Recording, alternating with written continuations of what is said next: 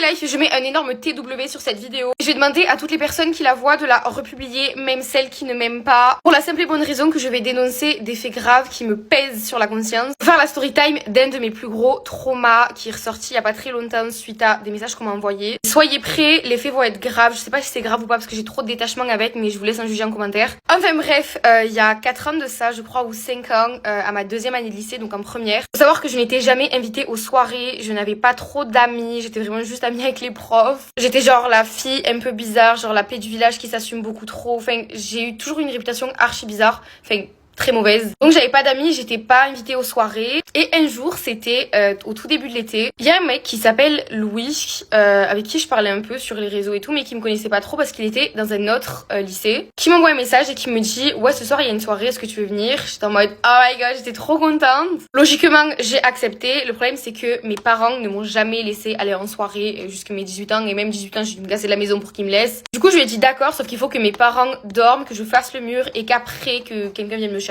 Il m'a dit vas-y d'accord, il est venu me chercher à 2h, mais j'ai quand même dû faire du stop d'une ville à une autre, genre peut-être 40 km, je pense pas, enfin je sais pas les kilomètres, mais j'ai déjà fait du stop. Ensuite ils m'ont ramené à la soirée et c'est là que tout se passe. Faut savoir que je suis arrivée à la soirée, il était 2h30, tout le monde était déjà bien pompette, il restait plus rien à boire ni rien du tout. Il restait juste un peu de scotch que j'ai terminé. Donc moi j'étais genre normal. Et il faut savoir que pendant toute la soirée, j'essayais de me faire des amis, mais genre vraiment j'avais trop du mal. Et au sein de la soirée, il y avait à peu près 4 filles et 5-6 garçons. Et ce que j'ai fait, c'est que j'ai essayé de m'intégrer au sein des filles, mais elles ont été odieuses avec moi. Mais quand je vous dis horrible, c'est horrible. Elles se sont mis à 4 sur moi, vraiment juste 4 filles à m'insulter, à me parler super mal, à me rabaisser. Et du coup, moi, je savais plus où me mettre. Le truc, c'est que je tenais quand même tête. Du coup, je m'embrouillais avec 4 filles. C'était assez compliqué. Du coup, j'ai essayé de me rapprocher du mec qui m'avait invité à la soirée, sauf que lui il pensait que je voulais quelque chose, ou je sais pas ce qu'il pensait, mais il s'en foutait. Ensuite tout au long de la soirée je me suis littéralement fait harceler, ça a été une horreur, les choses ont été horribles. Pour vous donner un peu plus de détails, t'avais les 4 filles qui continuaient à me rendre folle, à m'harceler, à m'insulter, etc. Et t'avais les garçons qui s'y mettaient aussi, sauf que c'était beaucoup plus trash que les filles. Faut savoir que les garçons m'ont pris pour cible parce que les filles se sont complètement désolidarisées de moi. Ça a commencé par un truc en particulier. Ce qu'ils ont fait, c'est que tous les garçons ont pris un verre, ok. Ils ont tous fait pipi dans le verre en question et ils m'ont fait la surprise de me donner le verre à boire. Et moi, comme une grosse débilos, je vois je sais pas combien de flashs pointés sur moi, genre des gros flashs de téléphone pointés sur moi en me tendant un verre. J'étais en mode ah merci, c'est trop gentil. Du coup je bois le verre, j'étais en mode... Du coup, je me mets à recracher. Ensuite, je me mets à pleurer parce que, genre, vas-y. Ensuite, si c'était que ça, je me dis, bon, vas-y, Bélec, pourquoi pas, ça peut passer, tu vois. Non, c'est pas du tout passé. Y a un des 2 mecs qui m'a foutu dans la niche du chien, ok. Ils m'ont renversé du liquide dessus. Je sais pas ce que c'était le liquide. Peut-être genre du liquide vaisselle ou je sais plus. Peut-être genre des produits ménagers ou je sais plus trop quoi, du jus d'orange. Ils m'ont foutu dans la niche avec le chien, du coup. Et je me prenais des coups. Voilà, je me prenais des gros coups de pied. On me traitait de grosse chienne toute la soirée. C'était grosse chienne. T'as bu de la pisse, tu dégoûtes. Les filles, c'était pareil. Du coup je me suis mise à pleurer, je me suis renfermée dans la niche avec le chien et voilà, genre j'ai accepté mon sort de chienne. Mais bref, ensuite ce qui s'est passé c'est que je me suis dit bon vas-y c'est un peu trop, donc j'ai décalé dans une chambre, ok. Je me suis mise à pleurer, j'étais vraiment dans un état lamentable, genre la soirée était juste atroce. Je sais même pas si c'est de l'harcèlement, genre en mode... En vrai, avec du recul, vas-y, c'est chaud, mais ça en plus, quoi, genre, y a pire. Ah oui, il faut savoir que toute la soirée, je courais après le mec qui m'a invité en pleurant pour essayer, genre, de demander de l'aide un peu, genre. Mais j'étais vraiment la risée du truc, j'étais un bouc émissaire, j'étais juste, genre, déshumanisée, en fait. Ensuite, voilà, du coup, j'attendais dans la chambre. Ce qui s'est passé, c'est que il y a eu un garçon qui est rentré. Il a fait ce qu'il avait à faire. Moi, j'ai pas su dire non parce que bah j'étais une grosse chienne, donc c'est le truc que j'avais à faire, donc je l'ai fait. Donc il ressort tout content et qui rentre après, un autre garçon. Je me dis bon, vas-y. Qui ressort encore après, un autre. Voilà. Je vous dis la vérité, à partir du premier, j'étais genre juste tétanisée. Donc franchement, juste genre je faisais ce que j'avais à faire. Et voilà. Mon avis ne comptait pas. J'étais juste insultée tout le long. C'était waouh. Après le tout dernier, donc Louis. Franchement, je dis la vérité, je sais même pas si c'est un V ou pas un V, parce que en soi, genre j'ai pas dit non, j'ai juste fait ce que j'avais à faire, parce que bah genre ils m'ont traité comme un chien, donc c'était le truc que j'avais à faire, quoi. Donc bon, c'est rien. Ensuite, ce qui s'est passé, c'est que je me suis dit bon, il faut vraiment que je décale d'ici. parce que j'en pouvais plus, mais j'étais un peu tétanisée. Faut savoir que du coup il m'avait tapé, ma robe elle était déchirée de partout, j'étais dans un état lamentable, j'allais pleurer, ils m'ont jeté de la pisse dessus, des croquettes de chien, du jus d'orange, c'était vraiment bien corsé. Donc je pars dans cet état là, dehors, je leur dis je rentre et tout, ils sont en mode casse-toi, dégage et tout. Du coup je pars, mais je vous rappelle que je pouvais pas prévenir ma mère pour m'appeler, parce que ma mère ne sait pas que j'allais en soirée. Du coup j'ai fait du stop, vous allez me dire mais pourquoi t'as pas fait genre en mode appelle ta mère et au lieu de faire du stop. Sauf qu'en fait, j'ai plus peur de ma mère que de ce qui peut se passer quand je fais du stop.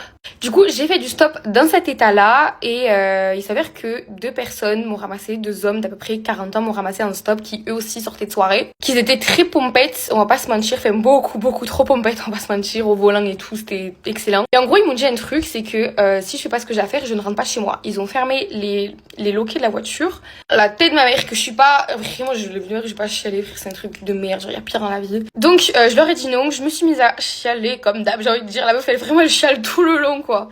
Que je vous rappelle que ces 2 hommes de 40 ans, j'en avais 15, 16. Non, on n'a pas 15, 16 ans, genre peut-être 16, 17 je pense, ouais plus 16, 17. Du coup ce qu'ils ont fait c'est qu'il n'y avait pas d'avis qui comptait et ils m'ont ramené dans un champ et je pense qu'ils pensaient que genre je vendais mes trucs mais non, enfin bon.